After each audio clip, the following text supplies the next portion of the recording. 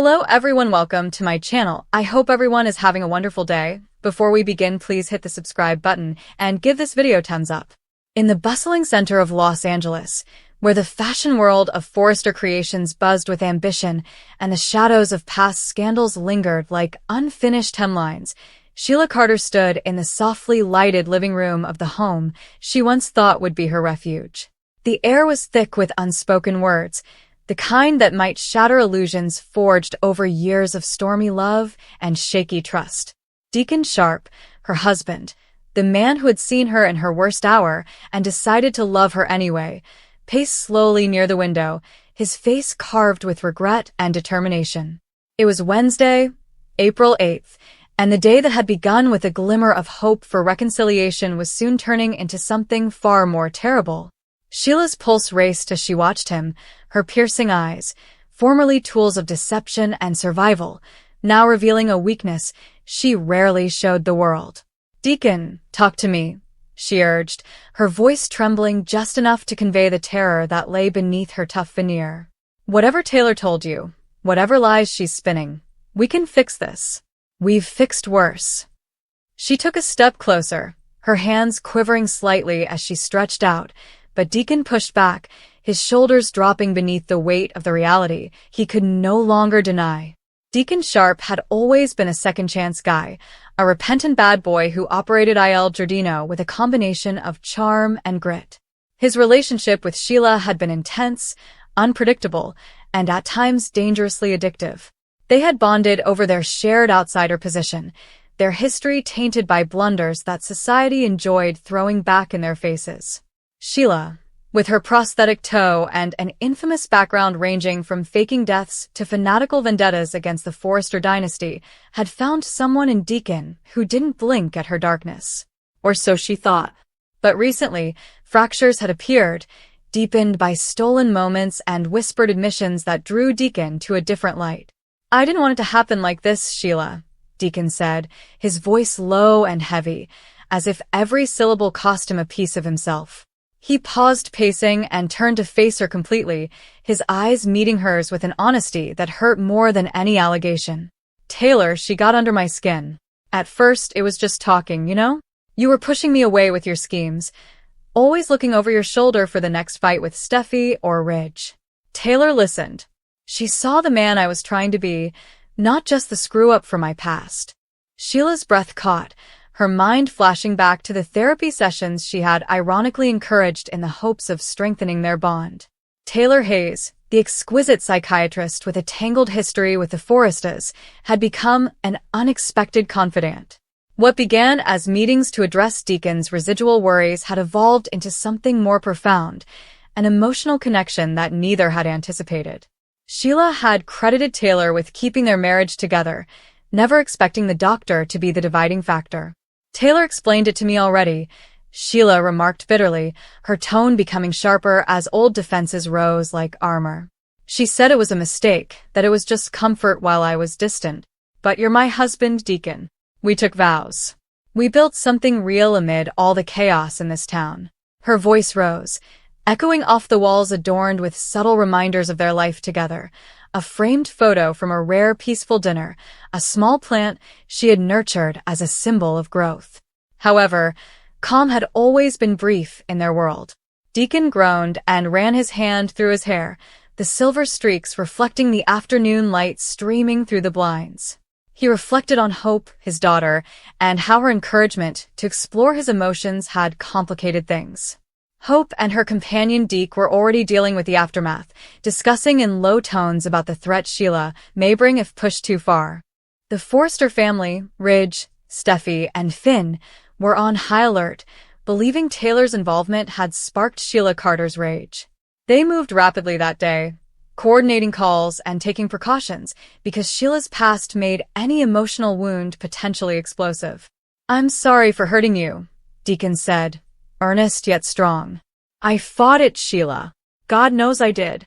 But being with Taylor feels different. It's not the fire that burns everything down.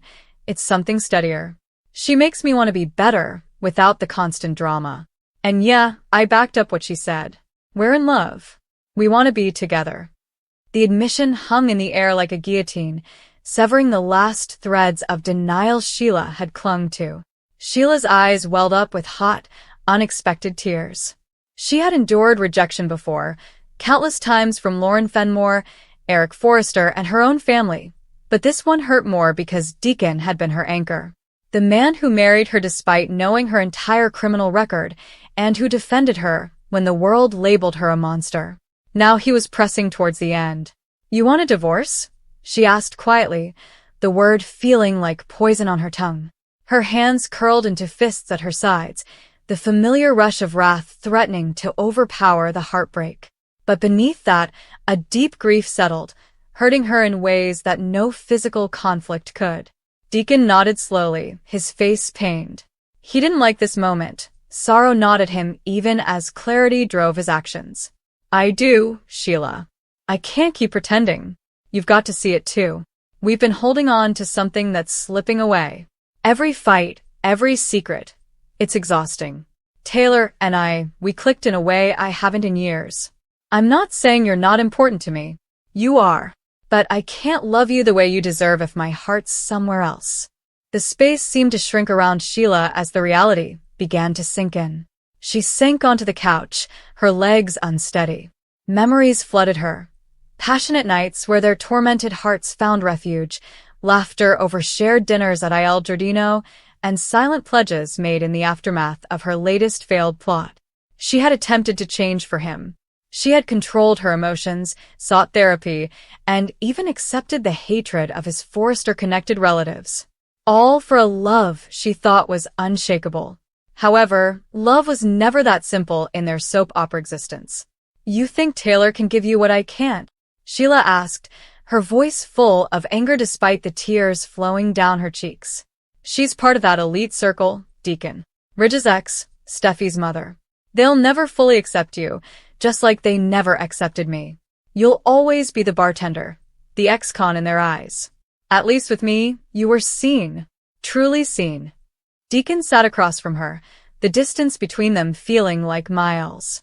He reached out briefly, his hand hovering before returning to his lap. "Maybe that's true, but I have to try. Hope's been struggling with this too, you know.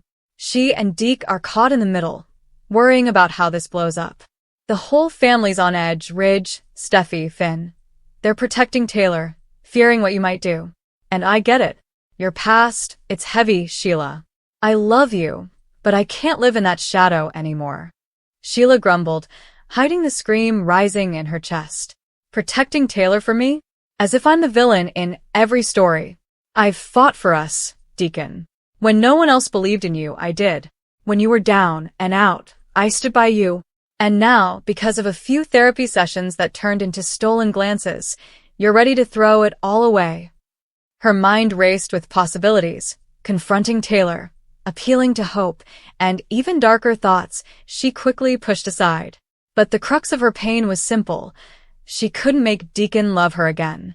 That fact wounded her more than any rejection ever could.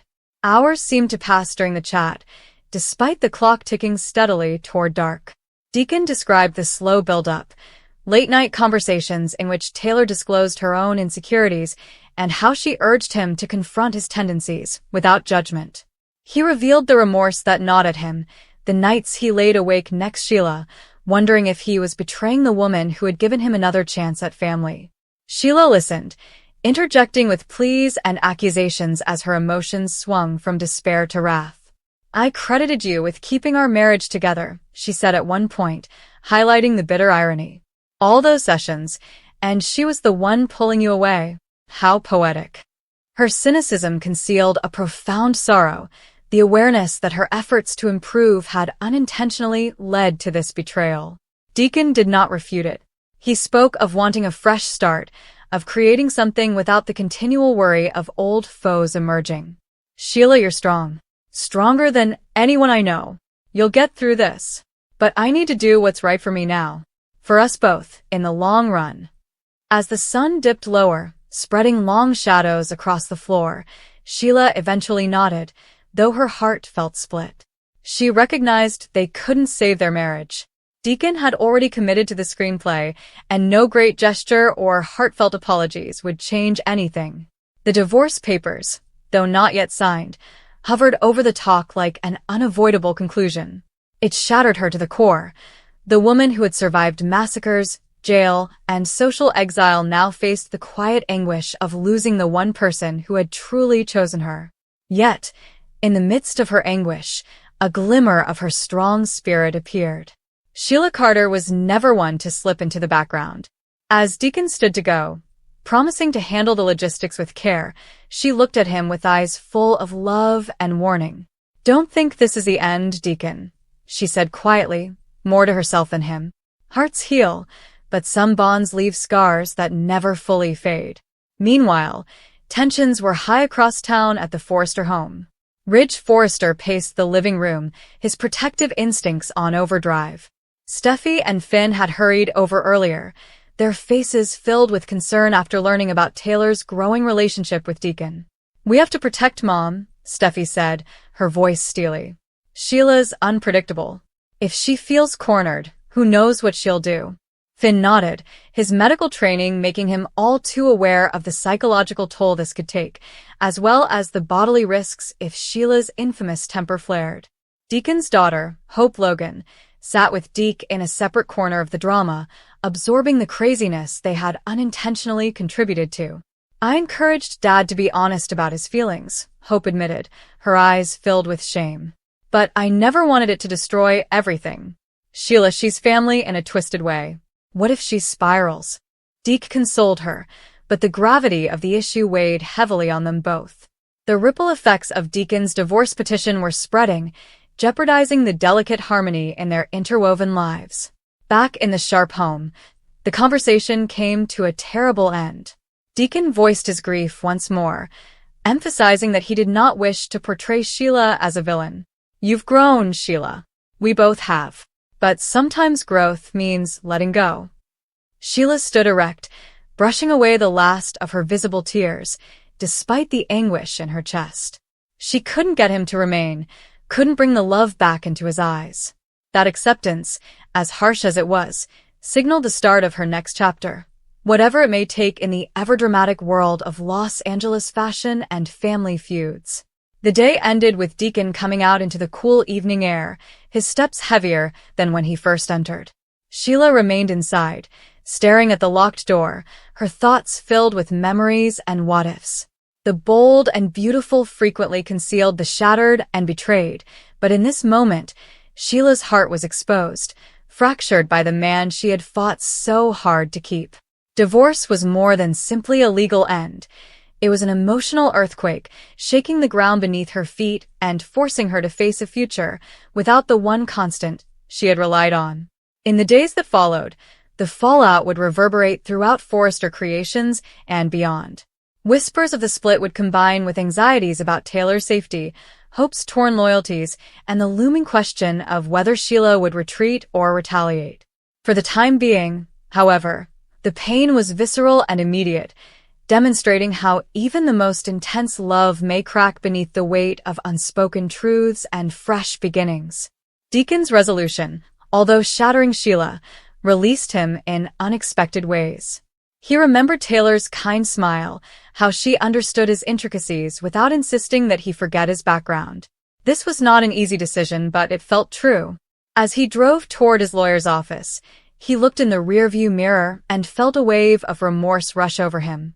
Sorry did not alleviate the anguish, but it was the best he could do at the time. Sheila, alone now, poured herself a drink and sat quietly. Her thoughts shifted inside, pondering on the woman she had become and the one she might need to rediscover. The push for divorce had undoubtedly wounded her heart, but hearts, like the characters in this never-ending drama, had a way of healing, sometimes stronger, sometimes wiser, and always with the possibility of more storms on the way. The intertwined lives in this close-knit community meant that no decision could be made in isolation. Ridge met with Steffi and Finn late into the evening, planning safeguards. "Taylor's happiness matters," Ridge remarked, his voice harsh with anxiety, "but so does keeping Sheila at bay." Steffi agreed, her own history with Sheila fueling her vigilance.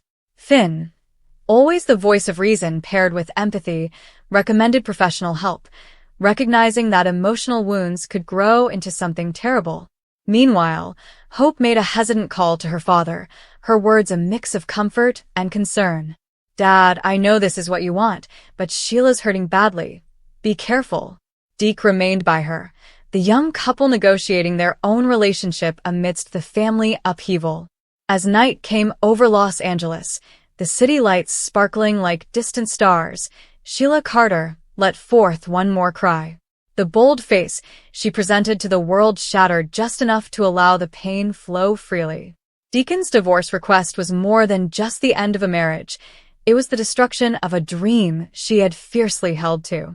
But, in the calm aftermath, a spark of determination kindled. She'd survived worse. She would go through this as well, even if the path ahead was fraught with uncertainty and ghosts of the past. The journey of Deacon and Sheila, which began as a tale of redemption and unusual romance, has now evolved into one of separation and self-discovery.